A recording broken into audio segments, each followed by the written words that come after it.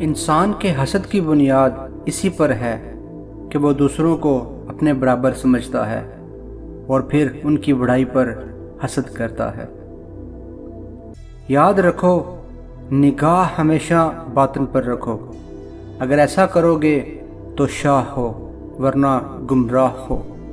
الفاظ کو جسم اور اس کے معنی کو روح سمجھو۔ گناہ کرنے کے بعد انسان میں تنگی پیدا ہو جاتی ہے۔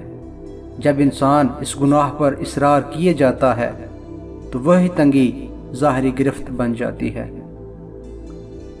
جب تمہارا معصوم دل ٹوٹ جائے تو سمجھ لو کہ آپ اپنے حقیقی محبوب کو پا لینے کی طرف بڑھ رہے ہو۔ آپ بہت دور چلے جاؤ گے اور جب واپس لوٹو گے تو گھر میں اسے پا لو گے۔ جس طرح انسان رزق پر عاشق ہوتا ہے، ٹھیک اسی طرح رزق بھی انسان پر عاشق ہوتا ہے۔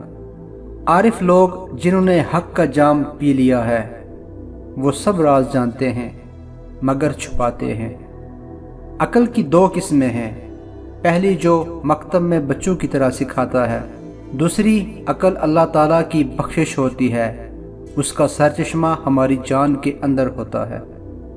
دنیا کے دندوں کو سلجھانے والا اپنے آپ کو تباہ کر لے گا، لیکن دنیا اس کے قابو میں نہیں آئے گی۔ بڑے بڑے دنیا داروں کے ساتھ دنیا نے غداری کی ہے۔ چوہا اندھیرے کو پسند کرتا ہے۔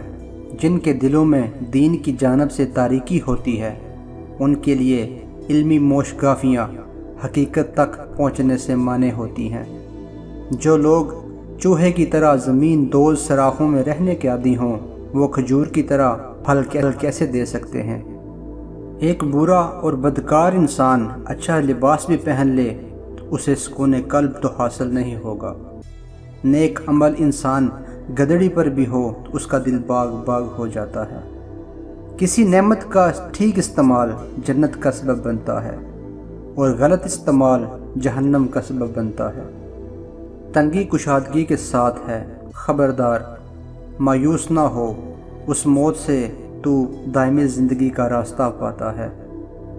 اور جو اپنے دل کے آئینے کو جس قدر چمکا کر رکھتا ہے اسے زیادہ نظر آتا ہے اور اسے ان میں اندیکھے کی زیادہ شکلیں واضح ہو کر نظر آنا شروع ہو جاتی ہیں۔ جو شخص قلبی بصیرت کے ساتھ آسمان کو دیکھے گا اس کو نظر آئے گا وہاں ہر وقت قدرت کا کوئی نہ کوئی مظاہرہ ہو رہا ہے۔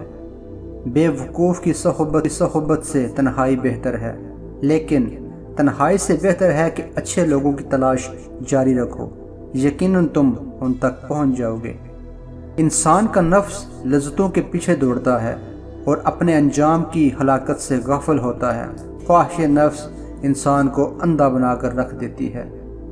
جب موت کا وقت آ جاتا ہے تو طبیب بے وقوف بن جاتا ہے، دوا اپنا نفع پہنچانے میں گمراہ ہو جاتی ہے، روغن بادام خشکی پیدا کر دیتا ہے، ہریڑ سے قبض ہو جاتی ہے، شفا کے سارے اسباب موت کا سبب بن جاتے ہیں۔ اللہ کی معرفت کے بغیر کھانا پینا جانوروں کا کام ہے۔ قرآن میں اللہ تعالیٰ نے انہیں چھپائے کہا ہے۔ جس نے معرفت حاصل کیے بغیر زندگی گزاری، اگرچہ وہ کتنا ہی قابل اور ہوشیار ہو، اس نے دنیا کی زندگی بھی فضول گنوائی اور آخرت کا توشہ بھی حاصل نہ کیا۔ تو جو کہتا ہے کہ اللہ غفور الرحیم ہے، بخش دے گا، یہ تیرے نفس کا دھوکہ ہے۔ اگر تو رب کو مانتا ہے تو اس غم میں کیوں مرا جا رہا ہے کہ ہاتھ میں روٹی نہیں؟